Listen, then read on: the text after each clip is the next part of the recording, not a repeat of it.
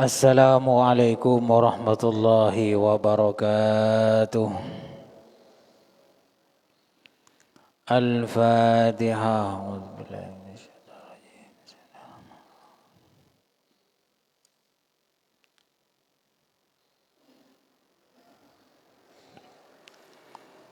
Bismillahirrahmanirrahim. Qala al-muallif rahimahullahu ta'ala wa nafa'ana bi'ulumihi fid dharain amin. Masih di bab keutamaan menahan hawa nafsu bagian ke-13. Kemarin sudah dijelaskan menurut hadis muttafaqun alaih. Sabda Nabi, sebaik-baiknya masa kalau urusan agama di masa Rasulullah sallallahu alaihi wasallam. Kemudian masa sahabat, kemudian masa tabi'in dan sampai sekarang. Dari pergeseran masa ini, kalau urusan agama semakin menurun.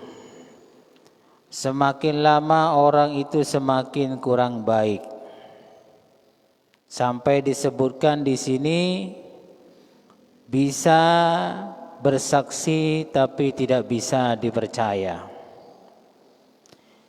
Bisa bernazar tapi tidak mampu atau enggan untuk melaksanakan nazarnya.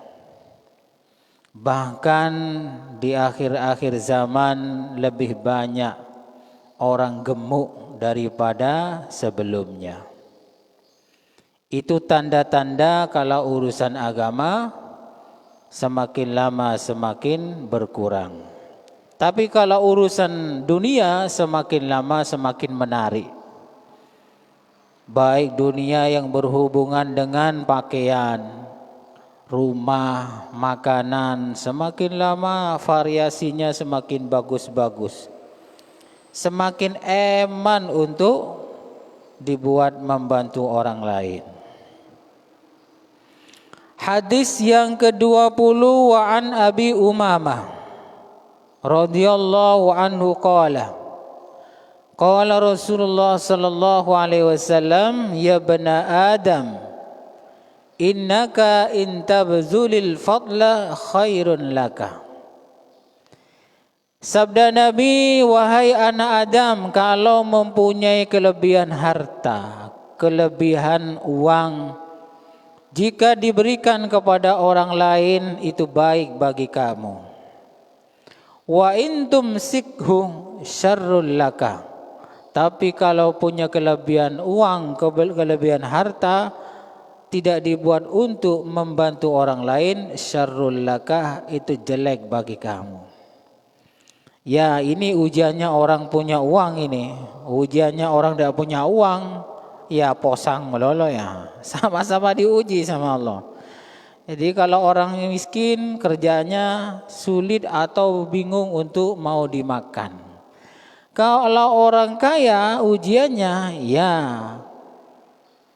oleh setan digoda agar supaya kelebihan hartanya itu ditahan untuk bisa bantu orang lain. Ini jelek bagi kamu. Wala tulamu ala kafafin. Dan kalau mencukupi itu tidak akan ada yang menyalahkan. Kalau serba cukup loh ya. Makanannya cukup, pakaiannya cukup, rumahnya cukup, semuanya cukup. Tidak ada yang menyalahkan itu. Siapa saja begitu. Baik dalam rumah tangga, dalam organisasi, kalau semuanya cukup, tidak ada yang menyalahkan. Santai, ayam adem ya. Tapi kalau sudah tidak cukup, pasti ada aja yang mau disalahkan. Makanya kamu begini, makanya macam-macam. Tapi wabda bima ta'ul, kalau ingin mengeluarkan harta atau menafkahkan harta, lakukan langkah yang pertama, penuhi keluarganya dulu. Jadi tidak boleh loman kepada orang lain, sama keluarganya pelit, tidak boleh. Yang benar bagaimana? Loman dulu sama keluarganya sendiri, anak istri, kemudian lebihnya loman atau dermawan kepada orang lain. Itu yang benar begitu. Jangan sampai loman sama orang lain, anak istrinya kelaparan. Ini tidak benar. Yang benar dahulukan keluarganya dulu. Hadis riwayat Tirmidzi wa qala hadisun hasanun sahih. Hadis berikutnya yang nomor 21, wa an Ubaidillah bin Mihsan al-Ansari radhiyallahu anhu.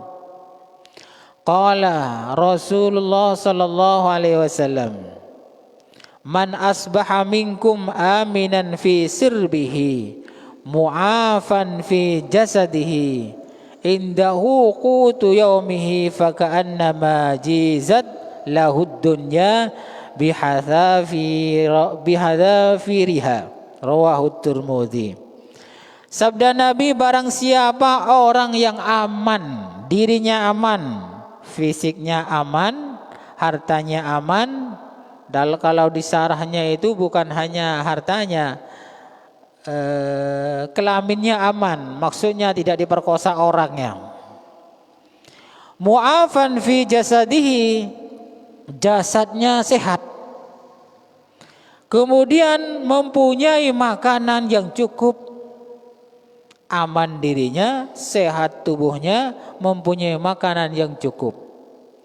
Sabda Nabi, orang yang seperti ini adalah orang yang seperti memiliki alam dunia ini. Jadi kalau kebutuhannya terpenuhi, aman, tentram, makanan ada, wis seolah-olah dunia ini miliknya. Saking apa? Saking senangnya. Apalagi lagi hujan deras, orang lain kerja di mana-mana, kita di rumah bersama keluarga, sama istri, kemudian yang dimakan ada, wis hati ini tenang ya. Tenang luar biasa, seperti atau seolah-olah kita ini sudah memiliki dunia, memiliki segala-galanya. Kalau sudah begini, ya harus banyak-banyak bersyukur. Artinya hadis ini Allah Ta'ala itu sering memberi nikmat yang banyak kepada kita. Nikmat sehat, nikmat makanan, nikmat aman. Tapi kita kadang kurang bersyukur. Nah, kurang bersyukurnya ini kurang menahan hawa nafsu. Yang benar bagaimana? Apa yang ada, apalagi seperti ini, sehat, aman, ada yang mau dimakan. Wah, harus banyak-banyak bersyukur kepada Allah karena sudah sepertinya dunia itu milik Dia. Hadis yang ke-22. Wa an Abdullah bin Umar bin al-As bin Amma wa an Abdullah bin Amr bin al-As radhiyallahu anhuma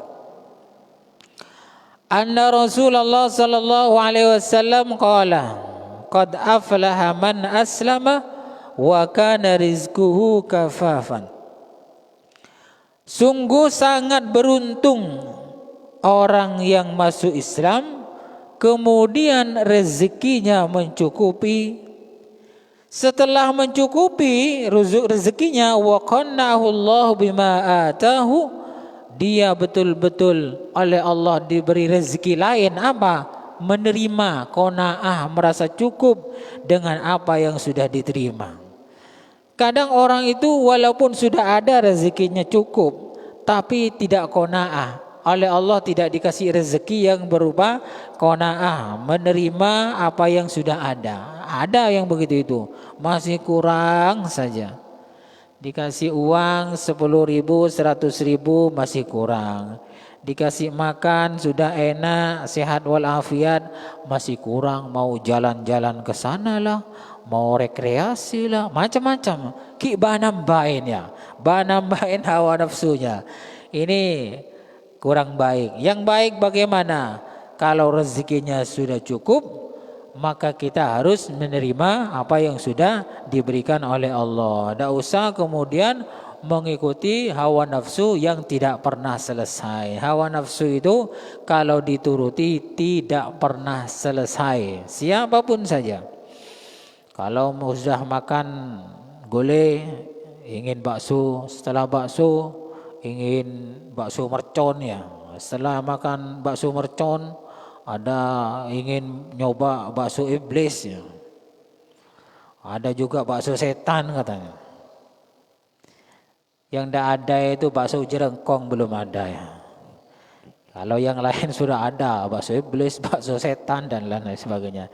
Bakso genderuwo belum ada Mas. Jadi kalau nafsu itu dituruti enggak selesai-selesai. Makanya di sini sudah dijelaskan oleh Allah, oleh Rasulullah, sungguh sangat beruntung orang yang masuk Islam, sudah masuk Islam, rezekinya cukup dan oleh Allah diberi rezeki lain, yaitu qanaah, merasa cukup dengan apa yang Allah berikan. Ndak mikir-mikir yang lain, sudah cukup wis. Sing penting sudah dibuat kuat dibuat ibadah, sudah cukup. Ada yang lain lagi, sudah tidak cukup ya masih apa? Akar-akar ya, bahasa Madura masih akar-akar. Ya ini namanya bab hawa nafsu, menahan hawa nafsu. Ya yang ada itu wis diterima, tidak usah kemudian melakukan hal-hal yang kurang baik, mengambil haknya orang lain, kemudian ya lancang tanang atau ngentitan, itu sebenarnya bukan apa ya, bukan barang halal yang dimakan, itu barang yang haram, caranya yang haram. Kalau barangnya halal tapi caranya kadang haram. Cukup sekian dulu, kurang lebihnya saya mohon maaf.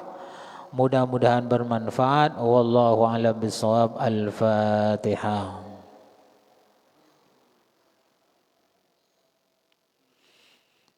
Assalamualaikum warahmatullahi wabarakatuh.